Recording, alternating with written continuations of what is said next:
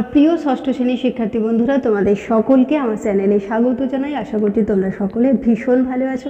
আজকে আমি তোমাদের যে সাহিত্য মেলা বইটি রয়েছে, সেই সাহিত্য মেলা বইয়ের কুমোরে পোকার বাসাবাড়ি, যেটি লিখেছেন গোপালচন্দ্র ভট্টাচার্য, আমি এই রচনাংশটি লাইন ধরে ধরে শব্দার্থ বলে দেব এবং বিষয়বস্তুটা খুব সহজ সরলভাবে তোমাদের বুঝিয়ে দেবো। আশা করছি সকলে বুঝতে পারবে।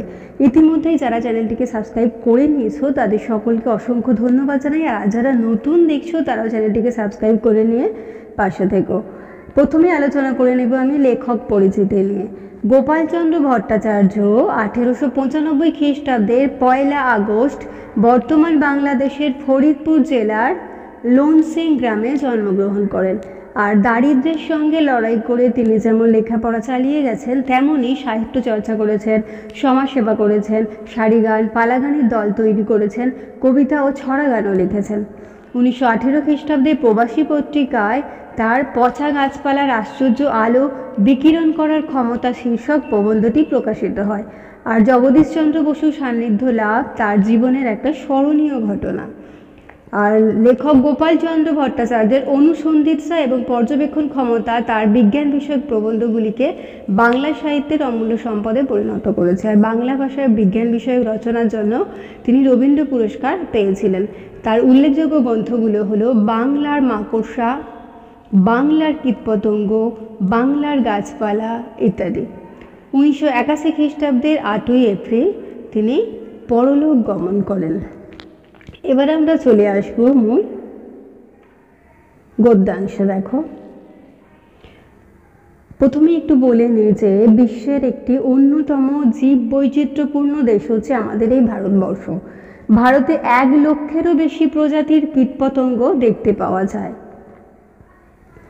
দেখো, আমাদের দেশে ঘরের আনাচে কানাচে বা দেয়ালের গায়ে লম্বাটে ধরনের এবড়ো খেবড়ো এক একটা শুকনো মাটির ঢেলা লেগে থাকতে দেখা যায়। দেখো, আনাচে কানাচে মানে হচ্ছে কোনায় কোনায়, এবড়ো খেবড়ো হচ্ছে উঁচু নিচু বা অমসৃণ। মানে আমাদের দেশে ঘরের কোনায় কোনায় বা দেয়ালের গায়ে আমরা দেখি লম্বাটে ধরনের উঁচু নিচু একটা শুকনো মাটির ঢেলা অনেক সময় আমরা দেখতে পাই। সেগুলো এক প্রকার কালো রঙের লিগলিকে কুমোরে পোকার বাসা। লিগলিকে মানে হচ্ছে সরু, মানে সেইগুলো কালো রঙের সরু একরকম কুমোরে পোকার বাসা। এই পোকাগুলির গায়ের রং আগাগোড়া মিশমিশে কালো। মিশমিশে হচ্ছে ঘন কালো। মানে কুমোরে পোকার গায়ের রং কেমন পেলে তোমরা? একবারে ঘন কালো। কেবল শরীরের মধ্যস্থলের মানে হচ্ছে মাঝখানের বোঁটার মতো সরু অংশটি হলদে। তাহলে কুমোরে পোকাকে দেখতে কেমন? সরু লিগলিকে, গায়ের রং আগাগোড়া ঘন কালো, আর শরীরের মধ্যস্থলে বোঁটার মতো একটা সরু অংশটা যেটা হচ্ছে হলদে রঙের। ডিম পাড়ার সময় হলে এরা বাসা তৈরি করবার জন্য উপযুক্ত স্থান খুঁজে বের করে। মানে যখনই কুমোরে পোকার ডিম পাড়ার সময় হয় তখনই এরা কোন স্থানে পারলে ঠিকঠাক হবে উপযুক্ত স্থান, তখনই এরা খোঁজে, মানে খুঁজতে বের হয়ে যায়। 2-4 দিন ঘুরে ফিরে মনোমতো কোনো স্থান দেখতে পেলেই তার আশেপাশে বারবার ঘুরে বিশেষভাবে পরীক্ষা করে দেখে। মনোমতো মানে হচ্ছে পছন্দসই বা মনের মতো, আর আশপাশের হচ্ছে এখানে হচ্ছে কাছাকাছি আর কি। তারা কি করে বলে তো, বাসা তৈরির জন্য 2-4 দিন এদিক ওদিক ঘোরাঘুরি করে মনের মতো স্থান পেলে সেই স্থানটাকেও আবার বিশেষভাবে পরীক্ষা করে নেয়, মানে যাচাই করে দেখে। তারপর খানিক দূর উড়ে গিয়ে আবার ফিরে আসে এবং স্থানটাকে পুনঃ দেখে নেয়। পুনঃ মানে বারবার। মানে একটা স্থান যদি ডিম পাড়ার উপযুক্ত মনে করে, মানে বাসা তৈরির উপযুক্ত মনে করে আর কি, সেইখানটায় তারা এসে সেখান থেকে খানিকটা দূরে উড়ে যায়, আবার আসে আবার যায়, এরকম বারবার যাতায়াত করে। 2-3 বার এরূপভাবে এদিক ওদিক উড়ে অবশেষে মানে হচ্ছে শেষ পর্যন্ত কাদামাটির সন্ধানে বের হয়। শেষমেশ যখন দেখে যে জায়গাটা ঠিকঠাক আছে তখন তারা কাদামাটির সন্ধানে বেরোয়। তার মানে কী বলতো, কাদামাটি দিয়েই তারা কী করবে, তাদের বাসাটা নির্মাণ করবে। যতটা সম্ভব নিকটবর্তী স্থানে কাদামাটির সন্ধান করতে সময় 2-1 দিন চলে যায়। সন্ধান মানে খোঁজ, মানে তারা কাছাকাছি যেখানটা উপযুক্ত মনে করছে বাসা তৈরি, সেই জায়গাটা থেকে তারা কি করে, কাদামাটির সন্ধানে বের হয়, সেই কাদামাটির সন্ধান করতেও তাদের 2-1 দিন সময় চলে যায়। কাদামাটির সন্ধান পেলেই বাসা নির্মাণের জন্য সেই স্থান থেকে নির্বাচিত স্থানে যাতায়াতের রাস্তাটা চিনে নেয়। মানে ধরো যেখানটা তারা মনে করেছে এখানে বাসা তৈরি করুক, সেইখান থেকে যেখানে কাদামাটি পেয়েছে বারবার ওই পথটুকু যাতায়াত করে নিয়ে সেই জায়গাটুকুকে তারা চিনে নিতে চায় আর কি। নির্বাচিত স্থান মানে বেছে নেওয়া জায়গা, মানে রাস্তাটা তারা চিনে নিতে চায়, কেননা তারা তো একবারে অনেকটা কাদামাটি আনতে পারবে না, অনেক দিন ধরে অল্প অল্প করে নিয়ে আসবে। সাধারণত আশেপাশে 40-50 গজ ব্যবধান থেকে মাটি সংগ্রহ করে থাকে। দেখো গজ হচ্ছে এখানে মাপের একক, 3 ফুট বা 36 ইঞ্চি। কিন্তু অত কাছাকাছি বাসা নির্মাণের উপযুক্ত মাটি না পেলে সময় সময় 150-200 গজ দূর থেকেও মাটি সংগ্রহ করে নিয়ে আসে। সংগ্রহ মানে জোগাড় করে আর কি, ব্যবধান হচ্ছে দূরত্ব যেটা, মানে সাধারণত আশেপাশে 40-50 গজ ব্যবধানের মধ্যেই তারা কি করে বলো তো, মাটি সংগ্রহ করে। কিন্তু অত কাছাকাছি যখন তারা পায় না তখন তারা কি করে 150-200 গজ দূর থেকেও তারা মাটি সংগ্রহ করে থাকে। কাছাকাছি কোনো স্থান থেকে মাটি সংগ্রহ করে বাসার একটা কুঠুরি মানে হচ্ছে এখানে হচ্ছে কামরা নির্মাণ প্রায় শেষ করে এনেছে, এমন সময় সেই স্থানে কাদামাটি চাপা দিয়ে সেই বাসাটা সরিয়ে ফেলে দেখেছি আর কি, মানে সংস্কার বশেই হোক আর বুদ্ধি করেই হোক। কুমোরে পোকাটা বাসার সন্ধান না পেয়ে কোনো একটা জলাশয়ের পাড়ে উড়ে গিয়ে সেখান থেকে ভিজে মাটি সংগ্রহ করে পূর্বের জায়গায় নতুন করে বাসা তৈরি শুরু করে।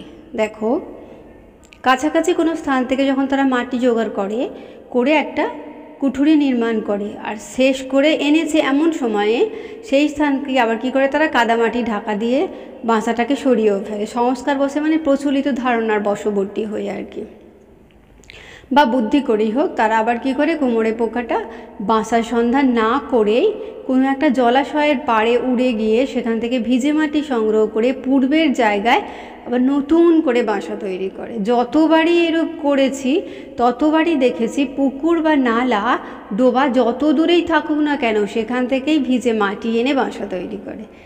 ডোবা মানে হচ্ছে ছোট্ট যে পুকুরগুলো, মানে যতবারই লক্ষ্য করেছেন উনি দেখেছেন যে পুকুর বা নালা ডোবা যত দূরেই থাকুক না কেন সেখান থেকে তারা কিন্তু সেই ভিজে মাটি এনেই বাসা তৈরি করেছে। এই সব অসুবিধার জন্য অবশ্য বাসা নির্মাণে যথেষ্ট বিলম্ব হয়। বিলম্ব মানে দেরি, মানে তারা কোথায় বাসা নির্মাণ করবে সেই জায়গাটা সন্ধান করা, কাদামাটির সন্ধান করা, বারবার উড়ে যাওয়া আসা, রাস্তাটা ঠিকঠাক করে বুঝে নেওয়া, তো তাদের সময় লেগে যায় আর কি। একটি কুঠুরি তৈরি হয়ে গেলেই তার মধ্যে উপযুক্ত পরিমাণ খাদ্য অর্থাৎ পোকামাকড় ভর্তি করে তাতে একটি মাত্র ডিম পেড়ে মুখ বন্ধ করে তারই গা ঘেঁষে নতুন কুঠুরি নির্মাণ করে। তার মানে একটা কুঠুরি তৈরি হয়ে গেলেই তার মধ্যে উপযুক্ত পরিমাণে মানে যতটা দরকার আর কি খাদ্য অর্থাৎ খাদ্য হিসেবে তারা পোকামাকড় ভর্তি করে রেখে দেয়, আর একটি মাত্র ডিম পেড়ে মুখ বন্ধ করে তারই গা ঘেঁষে আবার নতুন করে একটা কুঠুরি তৈরি করে নেয় তারা। কাজেই এ থেকে মনে হয় যে কুমোরে পোকা ইচ্ছে মতো ডিম পাড়বার সময় নিয়ন্ত্রণ করতে পারে। নিয়ন্ত্রণ করা মানে সামলানো বলতে পারো, পরিচালন বলতে পারো। মানে কি, ধরো বাসাটা খোঁজ করা হলো, কাদামাটি আনা হলো, বাসা তৈরি করা হলো, তার পাশে আবার নতুন কুঠুরি করা হলো, এই যে সময়টা লাগছে এ থেকেই মনে করা হচ্ছে যে কুমোরে পোকা হয়তো ইচ্ছে মতো ডিম পাড়বার সময়টাকে নিয়ন্ত্রণ করতে পারে। মানে বাসা তৈরি হলে তারপরে ডিম পাড়বে আর কি। বাসা নির্মাণের জন্য মাটি সংগ্রহ করার সময় উড়ে গিয়ে ভিজে মাটির ওপর বসে এবং ল্যাজ নাচাতে নাচাতে এদিক ওদিক ঘুরে ফিরে দেখে। মানে তারা যখন বাসা তৈরির জন্য মাটি সংগ্রহ করার জন্য যায় তখন ওই ভিজে মাটির ওপর তারা বসে এবং ল্যাজ নাচাতে নাচাতে এদিক ওদিক ঘুরে ফিরে দেখে। তখন তারা খুব খুশি হয় আর কি, বাসা তৈরি করবে, মাটি নিয়ে যাবে।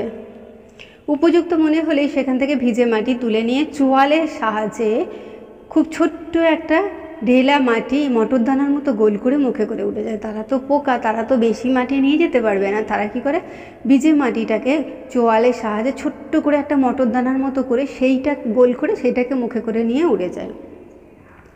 মাটি করে তোলবার সময় অতি তীক্ষ্ণ স্বরে একটানা গুনগুন শব্দ করে থাকে। মানে মাটিটা যখন মুখে করে নিয়ে যায় তারা মুখে করে একটা কিন্তু শব্দ করে থাকে। মুখ দিয়ে চেপে চেপে মাটির ঢেলাটিকে দেয়ালের গায়ে অর্ধ চক্রাকারে বসিয়ে দেয়। সেটা নিয়ে এসে অর্ধচক্রাকার মানে অর্ধবৃত্তের আকারে তাকে বসিয়ে দেয়। মাটির ঢেলাটিকে লম্বা করে চেপে বসানোর সময় তীক্ষ্ণ স্বরে একটানা গুনগুন করে শব্দ করতে থাকে। তাহলে যখন তারা কি করছে বলো তো, মাটিটা মুখে করে আনবে তখনও তীক্ষ্ণ সুরে গান করে মাটি খুঁড়ে তোলবার সময়, আবার যখন বাসা নির্মাণ করে তখন আবার কি করে তীক্ষ্ণ সুরে একটানা গুনগুন করে গান করে। প্রথমেরটা তীক্ষ্ণ সুরে করে, পরেরটাও তীক্ষ্ণ সুরে একটানা গান করে যায়। এটা শব্দ করে গুনগুন করে। কোনো অদৃশ্য স্থানে বাসা বাঁধবার সময়ও এই গুনগুন শব্দ শুনেই বুঝতে পারা যায় যে কুমোরে পোকা বাসা বাঁধে। মানে কোনো সময় আমরা যদি নাও দেখি কোথায় বাসা করছে, এই আওয়াজটা শুনে আমরা বুঝতে পারি কি বলো তো, যে কোথাও বাসা তৈরি করছে। পুকুর ধারে কাদামাটির ওপর মাছির মতো এক প্রকার ক্ষুদ্র ক্ষুদ্র পোকা ঘুরে ঘুরে আহার সংগ্রহ করে। পুকুরের পাড়েতে আর কি এক রকমের কি আছে, ছোট ছোট পোকা আছে, যারা ওই পুকুর পাড়েতেই ঘুরে ঘুরে খাবার সংগ্রহ করে। আহার মানে হচ্ছে খাবার, তারা ওই খাবারের সন্ধান করে। এইবার কি হয় দেখো, এইরূপ স্থলে মাটি তোলবার সময় ওইরূপ কোনো পোকা তার কাছে এসে পড়লে মাটি তোলা বন্ধ রেখেই তাকে ছুটতে গিয়ে তাড়া করে। মানে যখনই দেখে যে মাটি তুলতে এসেছে এরা, ছোটো ছোটো পোকাগুলো পুকুর পাড়ে খাবারের সন্ধান করে দেখতে পেলে তখন তাদের তাড়া করে। যাই হোক, বারবার এরূপ এক এক ঢেলা মাটি এনে ভিতরের দিকে ফাঁকা রেখে ক্রমশ ওপরের দিকটা বাসা ঘিরে তুলতে পারে। মানে ভিতরের দিকটা ফাঁকা রাখে আর কি ঘর, আর বাইরের দিকটা তারা ভরাট করে দেয় মাটি দিয়ে। প্রায় 100 ইঞ্চি লম্বা হলে এই গাঁথনি ক্ষান্ত হয়। ক্ষান্ত হয় মানে থামে, তার মানে গাঁথাটা তখন থামে আর কি। এইরূপ একটা কুঠুরি তৈরি করতে প্রায় 2 দিন সময় লেগে যায়। যেহেতু তারা ছোট ছোট তো পোকামাকড়, তো তাই মুখে করে অল্প তারা কি করে মাটি নিয়ে আসে, তাই 2 দিন সময় লেগে যায়। ইতিমধ্যে মাটি শুকিয়ে বাসা শক্তও হয়ে যায় আর কি। আর কুমোরে পোকা তখন কুঠুরির ভেতর প্রবেশ করে মুখ থেকে একরকম লালা নিঃসৃত করে তার সাহায্যে কুঠুরির ভেতরের দেয়ালে মাটিকে মানে প্রলেপ মাখিয়ে দেয় আর কি। মানে দেয়ালটা যে এবড়ো খেবড়ো হয়ে আছে তো সেখানে একরকম লালা বার করে সেখানটা একদম লেপে দেয় আর কি। আর প্রলেপ দেয়া শেষ হলে শিকারের অন্বেষণে বের হয়। অন্বেষণ মানে খোঁজা। তাদের যখন প্রলেপ দেওয়া হয়ে যায় তখন তারা খাবারের খোঁজে বেরিয়ে পড়ে। আমাদের দেশে বিভিন্ন জাতীয় ক্ষুদ্র ক্ষুদ্র মাকড়সার অভাব নেই। তারা জাল বোনে না, ঘুরে ঘুরে শিকার করে। মানে আমাদের দেশে বিভিন্ন রকমের মাকড়সা আছে যারা কী করে বলতো, জাল বোনে না কিন্তু ঘুরে ঘুরে শিকার ধরে আর কি। আর এই কুমোরে পোকারা বেছে বেছে এইরূপ ভ্রমণকারী মাকড়সা শিকার করে থাকে।